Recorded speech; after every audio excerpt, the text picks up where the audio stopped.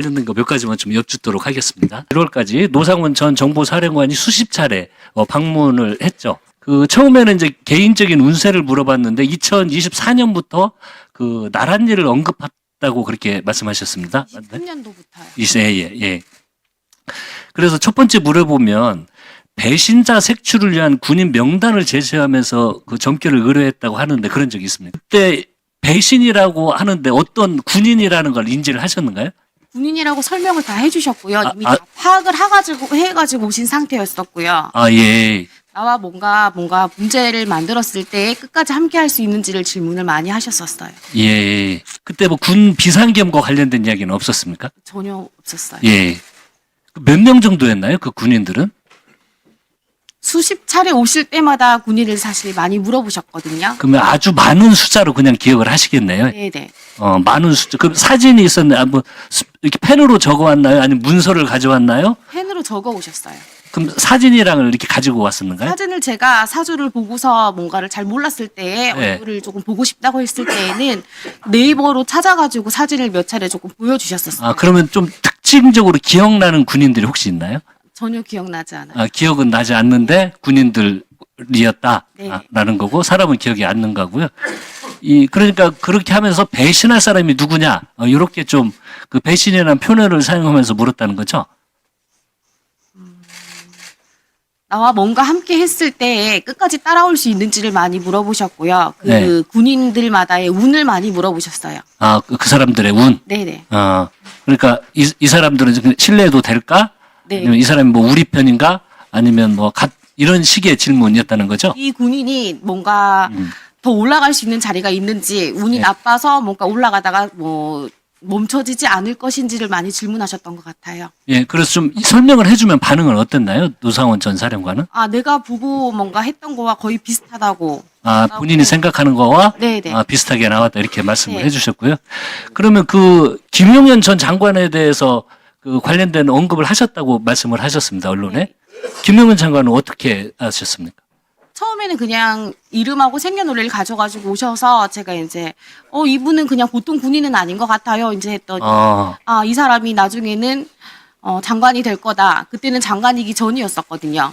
장관 전에부터. 네네. 예. 그래서 이 사람이 올라가는데 문제가 되지 않겠느냐고 이제 질문을 하셨어요. 장관이 될 것 같은데 문제가 있겠냐 없겠냐? 되지 않고 올라갈 수 있겠다고 했더니 그렇다고 이제 하셨었고 이 사람과 내가 뭔가를 함께 문제를 만들어서 했을 경우에 그게 잘 되면 어쩌면 내가 다시 나란 일을 할 수도 있을 것 같다고 직할 수도 있을 것 같다라는 말씀을 하셨어요. 혹시 그분이 본인이 전 그 정보사령관이었다는 이야기를 말씀을 이선진님께 말씀하신 적 있나요? 투스타로 전역하셨다고 말씀하셨고요. 예. 정권이 바뀌면서 옷을 벗고 나왔다고 하셨어요. 예, 그래서 김용현 장관은 전 장관일 때 물어봤을 때 장관을 갈 수 있을지 어쩔지 네. 그런 걸 물어보고 그리고 이 사람이 잘 풀리면 본인도 서울 가서 일을 할 수 있을 것 같다. 네. 그런 의미로 이야기를 했다는 거죠. 네네.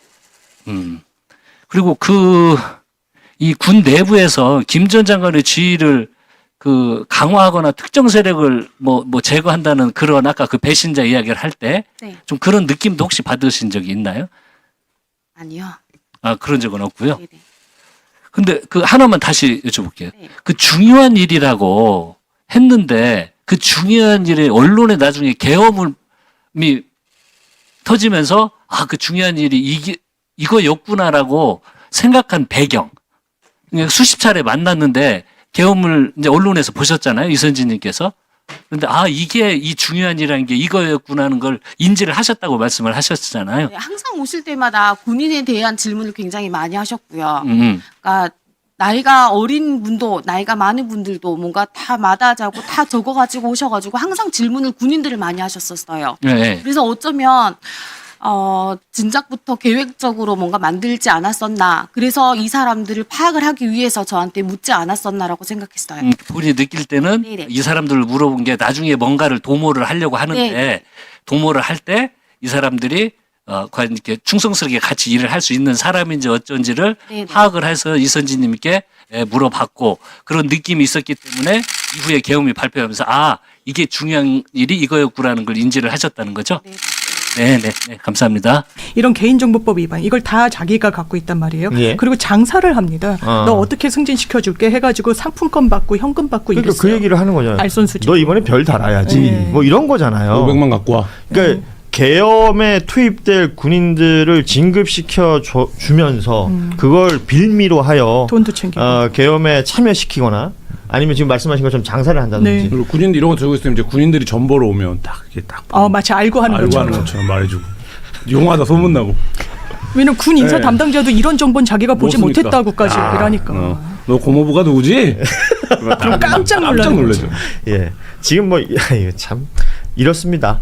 그리고 이 노상원이라는 인물은 지금 특검 조사 받는 과정에서 그러니까 노상원이 언급하는 내용들이 대부분 군사 정보일 가능성들이 많기 때문에 내란 특검에서 진행되고 있는 조사 내용이 밖으로 잘 나오고 있지는 않습니다만 맞습니다. 특별히 입을 열고 있지 않다라는 정보 정도는 나옵니다. 그러니까 노상원 아예 진술을 지금 안 하고 있는 예. 거 갖고 이번 주죠. 비단아 씨를 소환해서 필적 확인을 하겠다라고 하는 거는 특검이 노상원의 필적 같은 경우도 지금 확보가 어렵다라는 거를 그렇죠. 예, 수첩 노상원 같은- 수첩이라는 게 있는데 실제 노상원이 썼느냐 아니냐. 예. 예. 그러니까 그거를 비단아 씨에게 이제 적어준 글도 있고 어쨌든 비단아 씨랑 이 서신을 했었기 때문에 이제 그거를 통해서 확인하겠다는 얘기까지 이제 특검에서 나오는 거 보면 물론 뭐 비단아 씨를 불러다가 확인할 게 그것만은 아니겠습니다만 예, 비단아 씨한테 물어보겠죠. 예, 예. 노상원 씨가 굉장히 수사에 협조하지 않고 있다 이렇게. 그래 군 인사 자료라는 걸 확보했는데 국방부, 육군 본부, 이 주요 지휘관들의 프로필이라든지 세평, 뭐 비화폰 번호 이런 것들이 아주 상세하게 적혀 있는 것을 확인했다는 네. 거예요.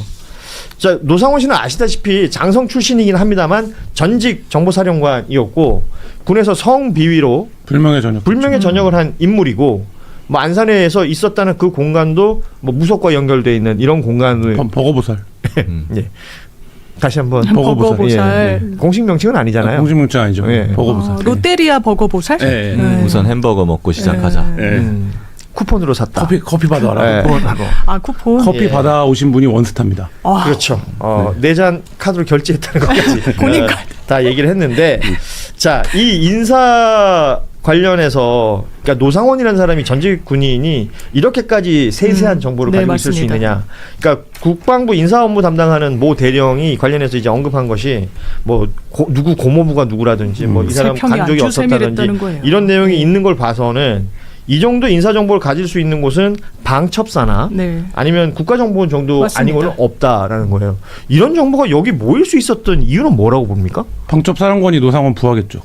여인요? 사실상. 네. 당시에. 네. 예. 그러니까 뭐 그런 거 아니면 국정원의 누군가가 노상원의 부하였겠죠. 그러니까 그거 아니면 설명이 안 되는 자료들 아닙니까? 그러니까 그래요. 예를 들면 그리고 이런 세평 자료나 이런 것들이 어쨌든 문재인 정부 때는 공식적으로 이게 수집되진 않았을 거고 그러면 특정 단위 내에서만 이게 이제 있었던 자료들일 텐데 그렇다라고 하면 그때 있었던 단위가 정보들이 플러스가 돼갖고 윤석열 정부 체제에서 민간인 노상원에게 유출됐다. 이거는 뭐 경로는 특정되는 내용들이죠. 그 군과 관련된 것만 있었다라고 하면 저는 국정원보다는 방첩사가 가능성이 유력하다. 높죠. 그리고 방첩사. 노상원이 방첩사령관을 하기도 했었고. 이것이 왜 문제인가 하면은 뭐 이 자체로 큰 범죄입니다. 예. 무상비밀누설 아니면 군사기밀누설가 예. 될 수가 있고요. 근데 그럼 이 정도의 범죄가 되는 자료를 이 사람이 왜 갖고 있겠는가? 그러면 이 사람이 결국에 지금 뭐 내란 때 제2수사단이나 뭐 이런 걸 맞아요. 다 짰다고 하지 그렇죠. 않습니까? 예. 이런 인사 자료를 가지고 노상원이 무엇 했겠는가? 음. 내란 부대 운용과 관련된 인사를 짜거나 아니면 그 이후에 내란이 성공한 이후에 이제 거의 영구 집권 이런 거를 하려고 했다는 거 아니겠어요? 뭐 예, 비상 예. 입법기구 이런 거 할 때 이제 군인들 인사 자료를 자기가 맞습니다. 짜려고 한 거 아니냐? 그렇지. 뭐 그런 얘기들을 하시던데. 그러니까 친윤이었던 사람들 좌천돼서 이제 대부분 보니까 고검 검사 이렇게 가더라고요. 네, 고검은 직접 수사를 안 하니까. 직접 수사 안 하니까 간다 그러는데 그 얘기 나오니까 그럼 고검이 왜 필요해? 뭐 이런 얘기들까지 네, 동시에 나오고.